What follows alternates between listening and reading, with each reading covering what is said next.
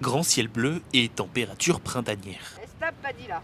Tu m'attends. Il laisse depuis 40 ans, Gisèle profite d'un peu de calme avant l'arrivée des touristes cet été. On est tranquille, quoi. Moi, je peux lâcher mon chien, je vais pas me faire envoyer balader parce que mon chien est lâché. C'est plein de choses comme ça, quoi. Puis on retrouve la beauté de l'île-Dieu sans faire attention à droite et à gauche, à voir si on va pas déranger. Mais ce que Gisèle redoute, c'est surtout ça. En saison estivale, l'île-Dieu peut compter jusqu'à 25 000 habitants, soit 5 fois plus qu'en temps normal.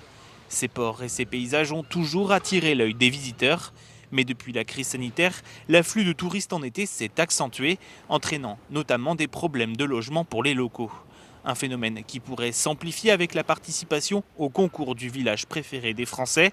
C'est pour cette raison que l'association Enfants de Tempête a demandé sur ses réseaux de boycotter le vote. C'est un super mauvais signal dans cette période de crise du logement qu'on n'a encore jamais connue. Encore une fois, c'est qu'est-ce qu'on veut faire de l'île-Dieu? Est-ce qu'on veut que ça reste un territoire accueillant et vivant toute l'année, ou est-ce qu'on veut ouvrir un espèce de gigaparc d'avril à septembre? Bon, personnellement, nous, on est plutôt pour l'idée que ça reste ce que c'est. Pour Michel Charlot, président de l'Office de tourisme, si on apprécie la publicité, on sait que l'île, qui compte 5000 habitants à l'année, n'est pas structurée pour accueillir encore plus de monde. Si on prend des exemples simples, le réseau routier. Si on voulait que le réseau routier soit adapté à une population de 30 000 habitants, enfin à 25 à 30 000, il faudrait absolument qu'on l'élargisse, qu'on l'agrandisse.